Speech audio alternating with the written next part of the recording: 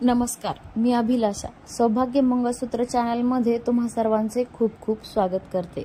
आज माझ्याजवळ 4 ग्रॅमचे पेंडल आहे, ज्याला की आपल्याला लॉंग साइजचे 3 पदर गंठण बनवायचे आहे।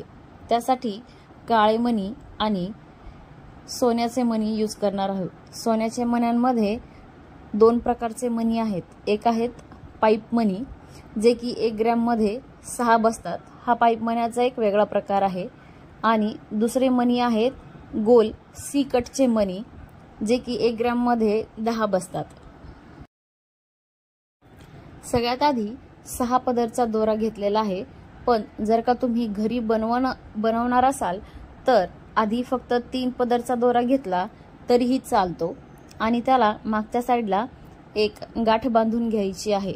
मागच्या साइडला काळे मणी वळून घ्यायचे आहेत आणि त्यानंतरनी त्याच्यामध्ये 2 गोल मणी आणि 1 पाईप मणी, आणि पाईप मण्याच्या नंतर पुन्हा 2 गोल मणी, असे ह्या पॅटर्न मध्ये सोन्याचे मणी वळून घ्यायचे आहेत। गोल मणी 30 आहेत, म्हणजे एका साइडला 15 मणी येणार आहेत। त्यामुळे मी 3 ठिकाणी 4-4 मणी टाकत आहे।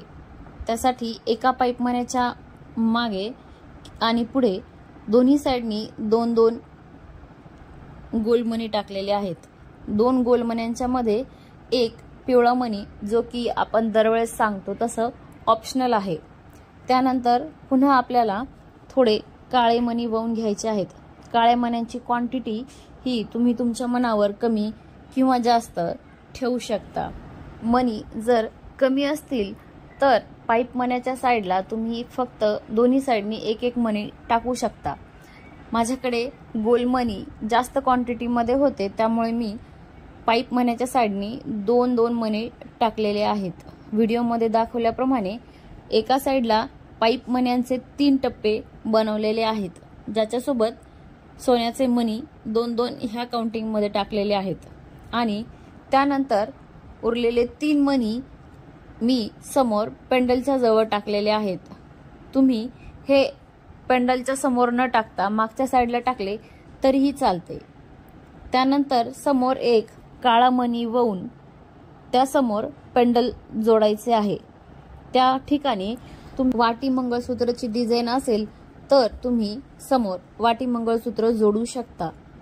ज्याप्रमाणे आपण एक साइड वळून घेतलेली आहे त्याच काउंटिंग मध्ये, त्याच प्रमाणामध्ये आपल्याला दुसऱ्या साइडचे 3 पदर वळून घ्यायचे आहेत, जे की मागच्या साइडला काळे मणी, त्यानंतर 2 पाईप मणी, 2 गोल मणी आणि 1 पाईप मणी, ह्या काउंटिंग मध्ये दोन्ही साइडची पॅटर्न आपल्याला पूर्ण एकसारखे बनवून घ्यायचे आहे। दोन्ही साइड पूर्ण वळून झाल्यानंतर पुन्हा त्याला दुसऱ्या साइडचे पेंडल जोडून घ्यायचे आहे। साइज लॉंग आहे, त्यामुळे आपण स्क्रू न लावता मागच्या साइडला पूर्ण धाग्याचे पॅक करणार आहोत। दाखवल्याप्रमाणे पूर्ण मंगळसूत्रची डिझाइन ही अशी बनलेली आहे।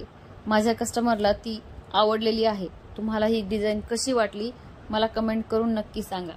पुन्हा भेटू असेच नवीन व्हिडिओ आणि नवीन डिझाइन सोबत। तोपर्यंत पाहत राहा आमचे चॅनल सौभाग्य मंगळसूत्र।